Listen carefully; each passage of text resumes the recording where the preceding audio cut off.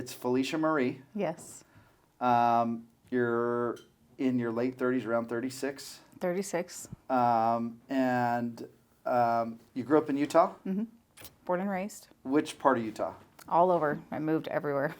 Okay. Everywhere in the Salt Lake Valley. Okay. West Valley, Magna, West Jordan, South Jordan, Kearns, Cottonwood Heights, Murray. I've lived everywhere. How long have you been practicing hypnotherapy? So I've been certified hypnotist for a year, but I've been practicing reprogramming for about 3 years. Okay, and what got you into this? My trauma, my baggage, stuff that I needed to work through is what got me into it. I tell people all the time, I don't have baggage, I got luggage. Yeah. I'm like, I have freights. No, Yeah. I'm just kidding. Okay, so what were you doing prior to this? So prior to this, I've done a lot of different things in my life. I've been in health and wellness and fitness for about 10 years. And so I was just coaching, like only coaching prior to becoming a hypnotist. And when I say coaching, it's like life coaching, like all areas of your life is what I would focus on. But I would still do reprogramming in my coaching. I just wasn't certified as a hypnotist to do hypnosis. So reprogramming and hypnotherapy, they're kind of married. They're like one and the same. So what is hypnotherapy? All hypnotherapy means is going into a theta brainwave state and reprogramming your subconscious mind. That's when all. When you say the word theta, what does that mean? That's the brainwave state right before you fall asleep. Okay, so you're very relaxed in your mind, you're very relaxed in your body, but your mind is still active. So like when you're laying down and you feel really relaxed and you're really calm, but you're still thinking, right? So you're kind of asleep, but you know that you're not fully asleep because you still have some control of your thoughts. Yes.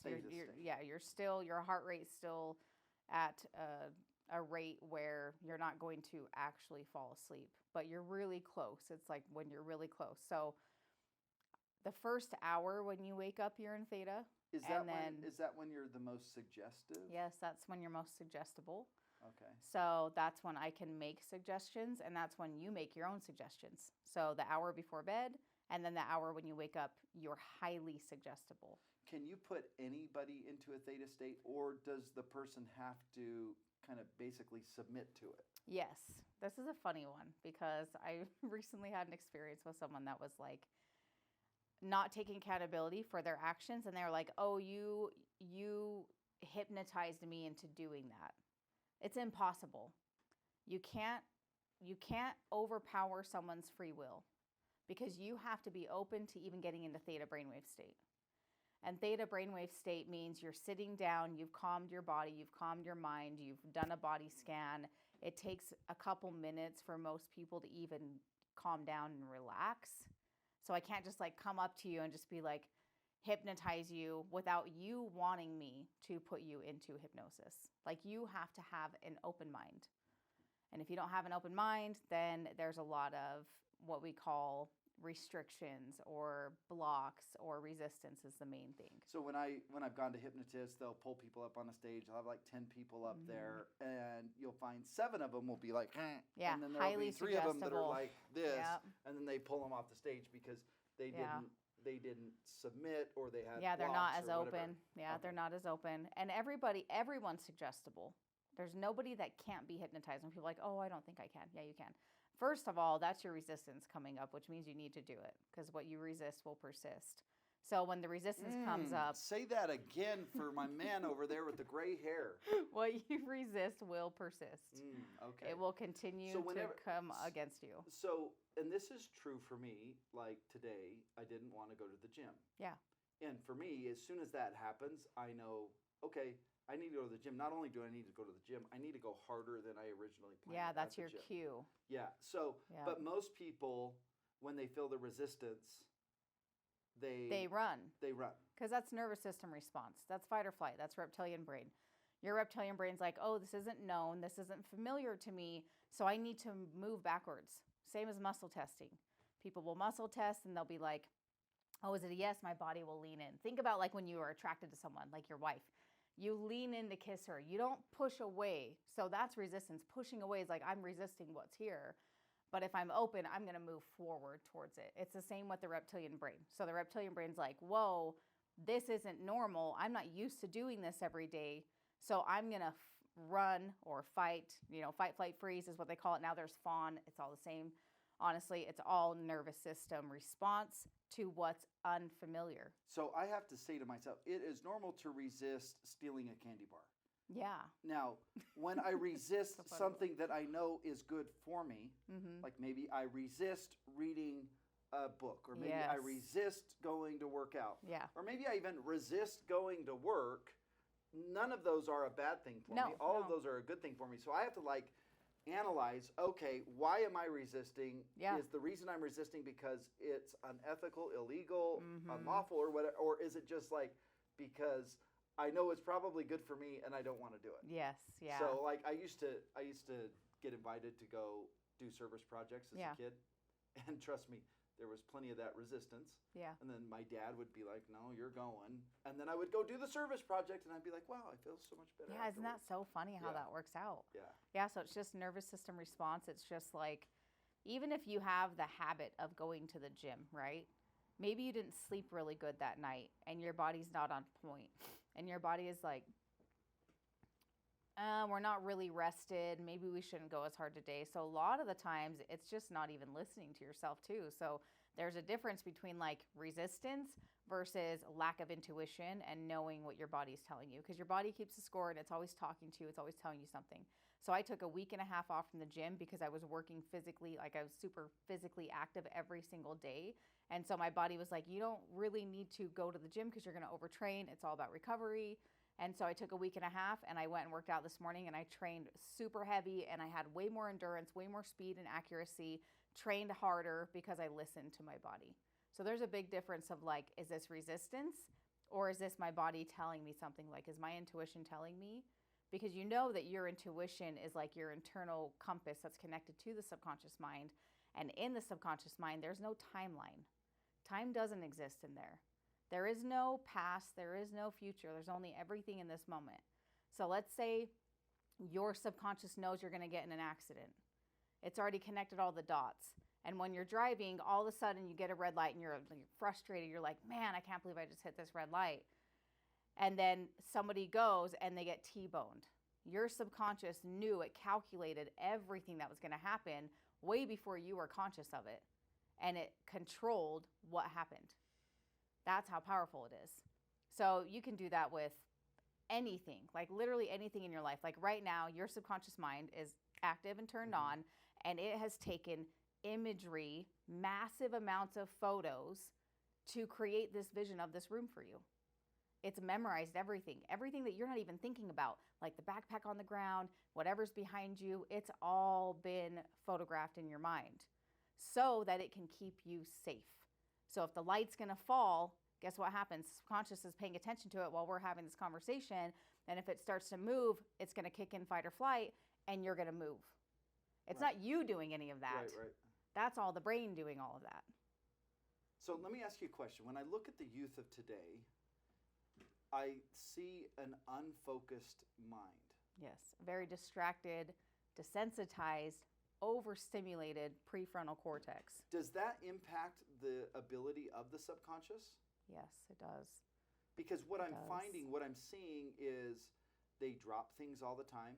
Yeah. They're walking into walls, they're walking into doors, they're running into people, and their overall awareness seems to me to be just kind of foggy. Dimmed, yeah. Yeah. Why do you think that is? So I'll just explain what happens when you're in fight or flight so that everybody understands how important it is to get out of living in the hormones of stress and then what creates the stress. So when fight or flight is kicked in, what happens physically in the brain is you lose blood flow to the prefrontal cortex. And you can think of that frontal cortex as the mastermind of who you are. It's in control of solving problems, like taking direction from people, leading, knowing right from wrong, good or bad. It's the problem solver of who you are. So when you're in fight or flight and living in the stress of hormones, right, that blood flow moves to the reptilian part of your brain, which is the fight or flight part of your brain. It's the oldest part of the brain, and it has not evolved with our reality. It has not evolved at all. It's the same. But the prefrontal has evolved because of technology and things that are changing in our reality. So because that hasn't evolved, let's say back in the day, the tiger was the stressor. Now it's your laptop because there's work that needs to be done. So in the back of your mind, it's like, oh, like this dude up here is like, yeah, I got to get this done, this done, this done. It's like all in order and organized. But the stress of that puts you into fight or flight and releases stress in your body constantly. And because teenagers aren't sleeping well and adults aren't sleeping well, which is when cortisol is lowered in the body. I was going to ask you about sleep. So I want you to keep going, but I want to come back to sleep. But come back around to sleep. Got it. No, taken. So because we're not sleeping and cortisol isn't lowering during our sleep, it's compounded stress in kids, teenagers, and adults, and even in elderly people. It's on every level. There's nobody that this doesn't pertain to, especially entrepreneurs, high performers, people that like succeed in life. Those people tend to have the most amount of resiliency, but they do have the most amount of stress. So they're often living in the hormones of stress. They just have resiliency to it. But what happens when that's going on is your heart has a rhythm. And the rhythm of the heart moves with the planet. There's a pulse here and there's a pulse in the planet. So we're not grounding. We're always in shoes. We're always in boxes that we live in. We're not really getting outside, kids included, mostly the kids. They're, gaming, staring at their phones. They're not going outside and connecting with the earth. So this pulse is not connected to the pulse of the planet, which is called incoherence. So Joe Dispenza was the one that brought this to life. And he was able to discover how to create brain and heart coherence via the vagus nerve, right? But then there's all this information about the third brain via the vagus nerve. There's 3 brains. And this is your first, and your gut is your second, and your heart is your third brain. And this brain has more networks being sent to this brain than any other brain in the body. So your heart brain is a magnet. It's creating a pulse. And when you're in fight or flight, that pulse is off beat and it kills you. It literally deteriorates your entire body. That's your kids, that's your, teenagers, young adults, old adults, it doesn't matter. If these brains are not in coherence with each other because you're living in stress in that like reptilian brain and you're overstimulated from screens, and that's what stimulation does, is it kicks you out of prefrontal because it can't handle that. Mm-hmm. It can't handle the screens and the games, and it just cannot compartmentalize and process enough information. So it just kicks you into reptilian, and then kids live in stress. And then when something really small happens in life to these kids, like someone looks at them wrong, they want to kill themselves because there's no resiliency in our children, and there's too much overstimulation, there's too much sugar and inflammation, and there's not enough adults and parents doing anything about it in their homes because the adults and parents are overstimulated and they're inflamed in their brains and they're not taking care of themselves. So how are they going to do that for them if they're not doing it for themselves? So it really does come back to the parents, honestly. Like it comes back to the home unit, like the whole unit of the home, of like we're a team, we're a community. Do you think that what does cause better stimulation to the prefrontal cortex would be human-to-human contact? And so the idea was, hey, we're going to sit down to dinner as a family around the table, and we're going to talk about, how did your day go today? What did you learn today at school? And I don't know how much of that currently goes on today. My guess is not very much. Oftentimes it's like a DoorDash and they're in front of the TV while they're eating chicken nuggets. And so is one of the, I guess, methods of stimulating this like human to human contact? Yeah. So like just us having eye contact releases endorphins in the body. And when you hug somebody, you guys actually co-regulate your nervous systems. So when you talk about like when touch. The pandemic hit, yes, physical touch, like just going like this, your body will just calm down. Of course, if it's consensual and it's a good connection, right? Right. But when you're really isolated, which is one of the biggest causes of depression, is that isolation. Like let's say you're video gaming all the time and you don't have friends and you don't get any kind of movement, you're not creating from the gut serotonin and dopamine that are the happy neurotransmitters. That doesn't get created up here. 80% of it is in your gut. And that stimulation isn't happening if you're not connecting with people. Like even eye contact, like just looking at someone and smiling creates a chemical reaction. Yeah. But hugging creates a chemical reaction. It's like the love chemical, right? Okay. And when you release that love chemical, your heart, that pulse I was talking about, starts to become in sync with the planet. Which is really insane, and it takes about 8 seconds of the hug. So you need to hug for at least 8 seconds for that to happen. Okay. So like with my kids, I'm a hugger, and I'm a long hugger. I'm like, we're going to sit here for like 20 seconds to like help regulate. Same with kids when they have fevers. When my kids would have fevers, I would just like wear a sports bra and have them like lay on my chest and do skin to skin, and it would regulate their immune system response. It's so powerful. Why do you think we don't teach more of this? Because it's easier to control people and get them to take what you want them to take if they're not self-conscious and self-aware and free thinkers. Have you ever read the book Outwitting the Devil? Are you familiar with it? That sounds familiar. I have not read it, but it sounds familiar. I think I get the vibe just in the name. Okay, so Napoleon Hill wrote a book called Think and Grow Rich. Okay. I'm very familiar. In 1937, he had an interview with somebody who called himself the devil. Yeah. And it's a Q&A back and forth. And the devil actually told him, listen, if you publish this, I'm going to ruin you and your posterity. So the manuscript didn't get published until about 10 years ago. Dang. Now, one of the things, to read that. Yeah, it's amazing. In my opinion, it should be like the New Testament. It should be the next testament behind it. Right. Like that's how powerful that is. And when I refer to the devil, I refer to them as team negative. Yeah. And I have team positive. Yeah, I like that. And I think team negative is really super duper smart. Yes. And one of the things that team negative tells Napoleon Hill is that 98% of all people are essentially under his control and they're drifters.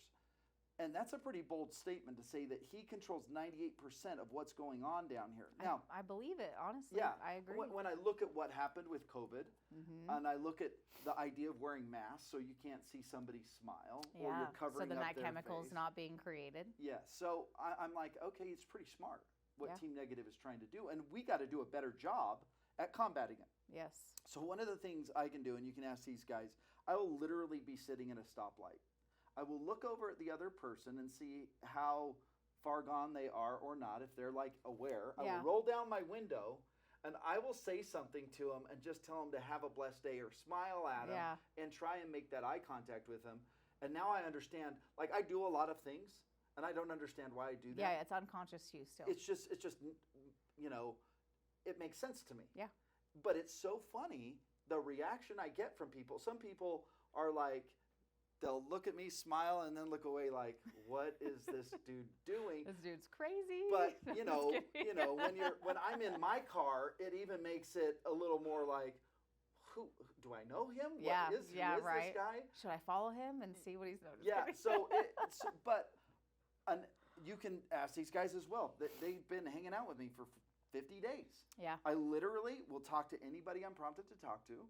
I'll use the 2-touch method. Yeah. I'll get to know them and I'll go like, it's so nice to meet you. And I'll go like this.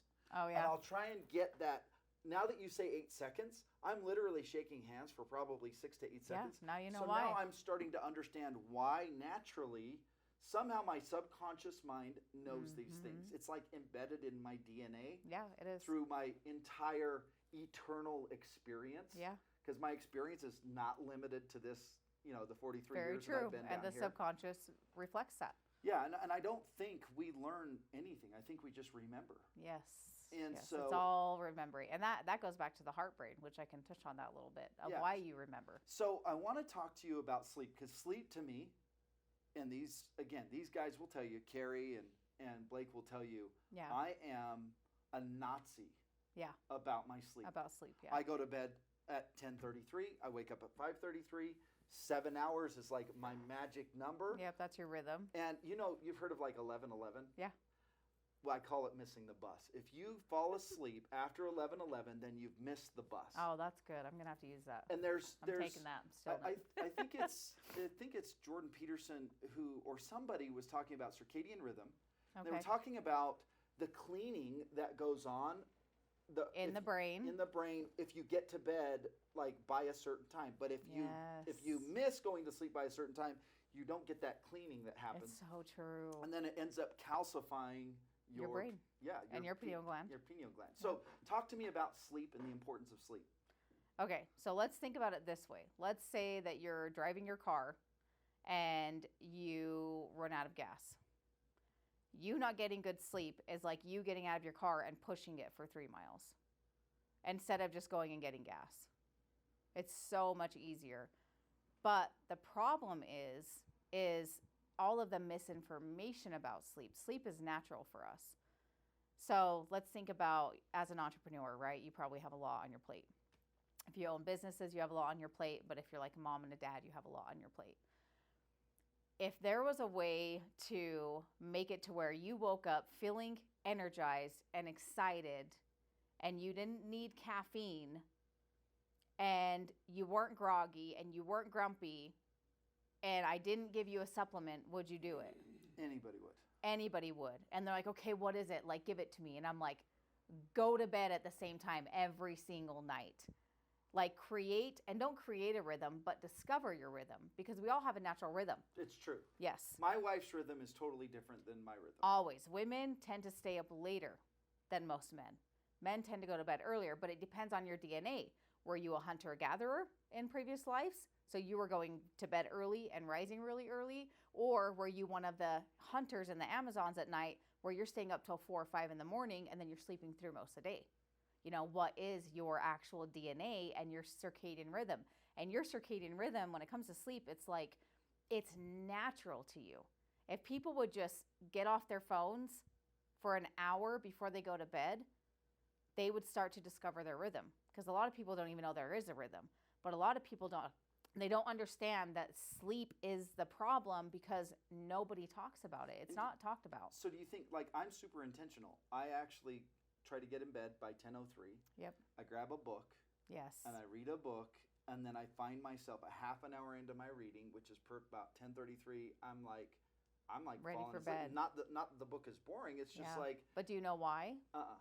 So when you're reading something physical in your hands, it's the same as if you write something down on a paper versus on your screen. That prefrontal cortex. Yes. Okay. The prefrontal cortex can actually compartmentalize and digest the information if it's read without light, because the light tells my rhythm that it is daytime.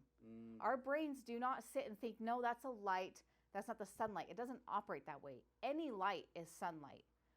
So when I got certified in sleep, it's really funny we're having this conversation. I didn't know you were certified in sleep. I am certified in sleep. Sleep is like the most under talked about topic. It is. And 100% we want to talk about fitness, and but sleep is like, if you're not getting the right kind of sleep, if you're not setting your sleep up right, it messes everything else up. Well, you can't outperform recovery. So let's talk about that. Like, I go to the gym, I work out, I'm an athlete. Well, we all know that growing muscle mass and becoming lean and strong and healthy isn't about the gym. It's about the recovery. Everything is about recovery. And what is the recovery? It's sleep. It's cold exposure, hot exposure, red light therapy, drinking, eating. It's everything outside of the gym is where you actually grow and you lose fat and you become healthy. It's not in the gym. The gym's like a little tiny portion of it. Gotcha. Recovery is all outside of the gym. So when people are like, oh, I'm depressed, I'm anxious, I'm struggling with fat, like my clients will come to me and say, you know, I can't let go of fat. And I'm like, well, tell me about your sleep. Well, what does that have to do with anything? It has everything to do with it because of stress. Because when you sleep, there's a few things that happen. For one, your fluid, your cerebral fluid will actually come through the brainstem and up into the brain and cleanse the toxins inside of your brain. And if that's not happening, which means you actually have to get into deep sleep for that to happen and REM sleep for that to happen. So REM sleep is more of like, you can think of like deep sleep as body recovery and REM sleep is like brain recovery, okay? So if you're not getting brain recovery, where are all those toxins going? they're settling in your brain and they're deteriorating your brain, aka dementia, right? So do we have a dementia problem, or do we have a sleep problem? Because those other eras, ages of people, the older generation, guess what they did? They worked really freaking hard, and they ate like crap, and they had a ton of stress, and they didn't take care of themselves because they needed to provide for their families. So all of these men sacrificing themselves and their health to provide, they have the highest rates of dementia, and they die fast from it. So when that cerebral fluid cleanses the brain, have you ever heard of leaky gut? Yes. In the gut? Yes. Well, there's leaky brain too. And leaky brain happens when you're not getting REM sleep, which requires a rhythm, and it requires length, and it requires you not being on your screens at night, and you calming your mind down with reading. So you actually have to calm down that reptilian brain. You have to calm down the stressor. Because we're using that reptilian brain constantly. We're living with it. Yeah. We're living with it being activated all the time. Fight, flight, freeze, or fawn all the time. It's just constantly everything's dumping cortisol in our bodies constantly. So then it's not lowering at night like it's supposed to. So when it comes to sleep, it's like when I'm getting deep and REM sleep, I wake up energized in the morning. I didn't wake up energized this morning because I know I went past my bedtime and I cracked my rhythm. I messed up my whole rhythm. And guess what? I felt it as soon as I woke up. But I'm super aware of my sleep, and I've wore the Aura Ring for years. I got really intense with it. I've studied it. Ring? It's a sleep tracker. It's one of the best sleep trackers on the market. So I did track my sleep for years. Okay. Now I know my rhythm. Now I know how much time I need. So I stopped tracking it because I got a little obsessive. Okay. I got a little crazy, so I had to pull back a little bit. But now I know. But I also learned something really fascinating. I get a lot of deep sleep. So me and my partner, ex-partner, when we were together, we were both pretty obsessed with this stuff and just biohackers, all the things. So we're tracking our sleep, and I would always wake up in the morning just energized. We had 7 kids combined, 2 dogs, running businesses, and I would wake up and I'd be like, go, go, go. I would make food for everybody. I had everything handled. And he was just slow paced, like a sloth, groggy. So we started tracking our sleep. I always got at least 2.5 hours of deep sleep every night, even if I only got 5 hours. So even if I get a short amount, the amount doesn't matter for me. I always get 2.5 to 3 hours of deep. Are there some people that don't get any deep sleep? Yes, most people don't get deep sleep. So what? Deep restorative sleep. That's when your body restores itself. So how does a person? Let's say I'm using the Aura Ring. Yeah. Is that what you call it? Yep. And I'm finding I'm not getting deep sleep. How do I get deep sleep? Is there a solution for that? Yes, there is. So for one, I started taking a supplement 5 years ago that helped me produce my own melatonin, because melatonin's the problem. So if you're not getting deep sleep, you're not releasing melatonin. And guess what? Melatonin and cortisol, they're very familiar with each other, right? It's kind of think of cortisol as a really important chemical, but it's also the one killing you. Okay. But it's really important because that's what wakes you up in the morning. So if it's always high, guess what? You're not getting into a deep sleep because that cortisol is keeping you in a light sleep. So you're not dropping into deep. You're not dropping into REM because your cortisol is too high. So how do we lower cortisol is the question, so that my body can get in deep and REM sleep. Is that through eating healthy, working out, staying positive? It's actually more so the habits before you go to bed. So one thing, blue light blockers. The last hour before you go to bed, dim the lights in the bedroom. Dim the lights in the whole house. No screen time whatsoever. No looking at your phone, not even one time. Because again, as soon as I turn on that laptop and my eyes, this optical nerve gets that light hitting it, I'm not producing melatonin. Okay. It tells my body it is not bedtime. Yeah, okay, gotcha. Even a dime-sized light in your bedroom at night is telling your body to not produce enough melatonin. A dime size. Interesting. Think about people that have night lights, that watch TVs. All my clients, I'm like, get the TVs out of the bedroom. You don't get to watch TV in your room anymore. I have them pull that out. Blackout curtains. You want your room to be completely black. Because if you think about our primal DNA of being hunters and gatherers, we would sleep in a blacked out room. We didn't have lights. This is why my wife wears a little mask. Yes. We don't have lights. We didn't have any of that. We would like sleep under the stars, rise with the sun, go to bed with the moon. That's our primal instincts. That has not changed. Our environment changed, but who we are on a primal level and in our subconscious and in our reptilian brain is the same. So you can't have even the dime size amount of light touching your skin, not even your eyes. Your skin will take the light as a signal to lower melatonin production and say, don't put them to sleep, don't go to sleep. So all these teenagers, all these kids, they're looking at their phone, swiping. Mine included. Mine are guilty of this. It is a hard thing to break. Like I validate how frustrating this is as a parent. Like it is frustrating, and it's very addicting. Actually, you get high levels of dopamine rewards. So there's a book that you might be interested in. It's called The Hacking of the American Mind. If you haven't read it, everybody needs to read that book because we really have been hacked.